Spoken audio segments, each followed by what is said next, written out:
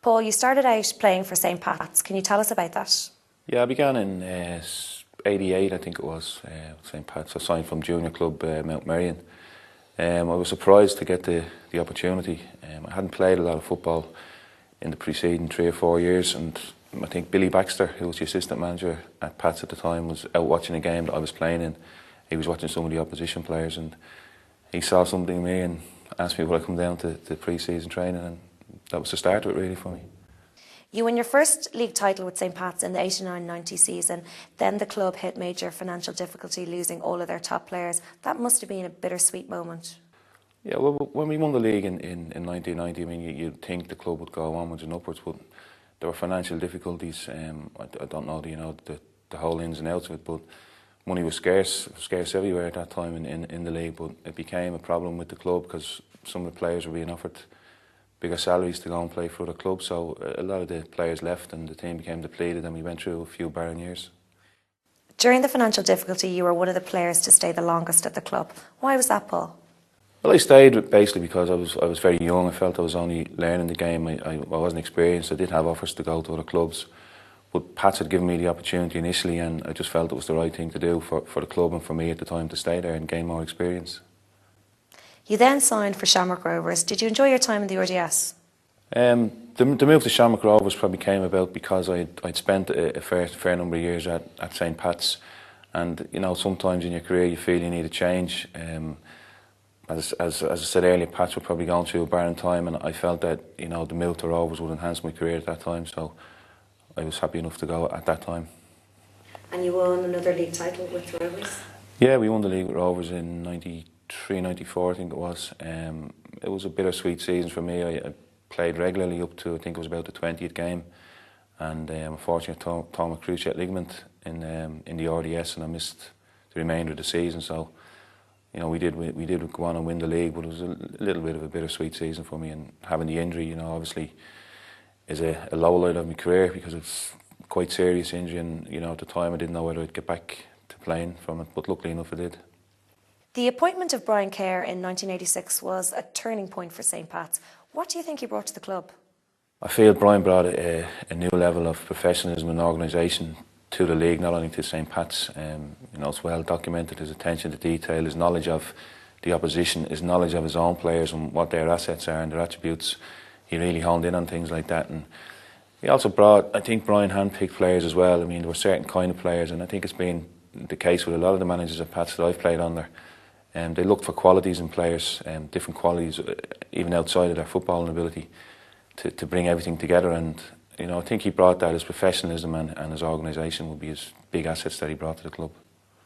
You won a further 4 titles at Richmond Park. What made the club so successful? I think the club was so successful due to the fact that, as I've just mentioned, with Brian bringing in that kind of stuff, then Pat Dolan was here, and Pat really kind of emphasised that. I mean, players, the teams I played in here, Pats that won league titles, weren't really made up of superstars. They were all people that had kind of special qualities, and Pat was a great motivator, and he was great at getting the best out of the players that he had. And there was a real camaraderie between all the players in the club, and the community and everything got behind, and the ground was packed every week in them days. So there was a lot of factors brought together the success of them years. But I think the organisation and the way they picked the players. I mean, I could go through players that played here that won league titles, and they probably wouldn't be the players that you think were the best players in the league at the time. But there was just something special about them years at the club.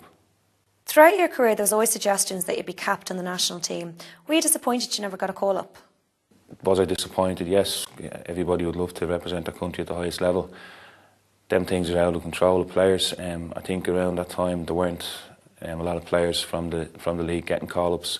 It was a kind of a barren spell. I don't think there were too many players going to England either during them years. So, you know, whatever's mapped out for you is there. If I was to get a cap, I would have got a cap. I didn't, and I won't get one now.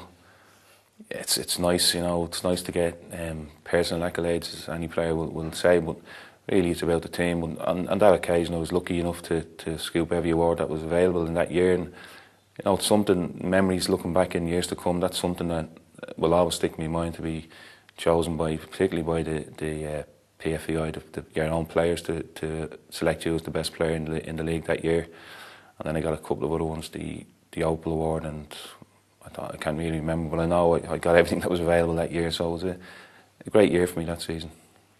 You retired from football in 2004 after 17 years, 6 league championships and 2 career-threatening injuries. Were you sad to hang up your boots? Well, in 2004, when I retired, it wasn't by choice, and most players will tell you, your body starts telling you it's time to give it up. You know, you can't train properly, you're picking up injuries, you're going hiding when they come in to do the body fats and the things like that. Because you know time is catching up on you, and really it's not a decision that I don't think many players make. It's something that you have to accept, and you know it's not easy when you've been doing something for so long and been quite successful to realise that I can't do this anymore. So yeah, it was disappointing, but at the same time, it's going to come to an end sometime, and it's nice when it comes to an end that you have memories to look back on and successes to look back on. So it is disappointing, but it's something that you just have to come to terms with. So Paul, will you be cheering for Ghana in the World Cup? I will be cheering for Ghana, yeah. My father's from Ghana, and I bought him his Ghanaian jersey to wear during the World Cup. So, seems Ireland are in there, I suppose I'll have to go for the next best. Brilliant. Listen, thank you for taking the time to speak. No problem. Pleasure.